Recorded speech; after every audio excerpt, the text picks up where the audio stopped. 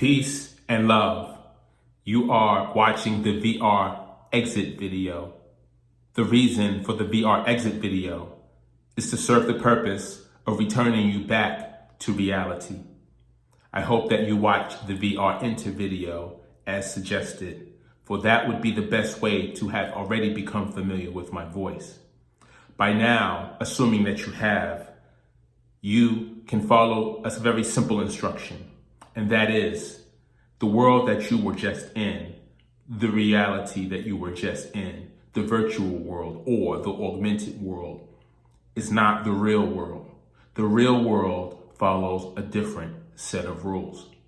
You know those rules, but what you have taken the time to do is hear me remind you that there are very different rules that you must abide by.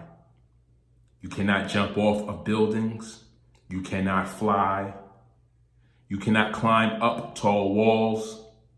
You cannot run on water, nor can you go under the surface of the water for prolonged periods without an oxygen tank. You cannot kill people. You cannot harm people. You don't want to. I hope you don't want to. If you do, you probably want to take a break from whatever experience you were in the virtual world. You want to return to the real world where there are real people having real FeeLgr8r moments. So listen to me clearly. The world that you are returning to is the real world. When you take your VR headset off, your augmented headset off, you will be affected by the real forces of nature, gravity, and you will also be interacting with real people who have real feelings and emotions. There are social distancing rules in place, mask rules in place. You must have proximity awareness.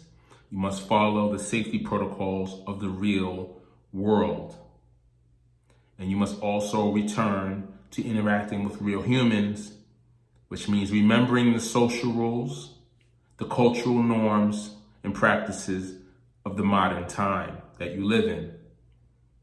So I say all of this to remind you and to welcome you back to the real world.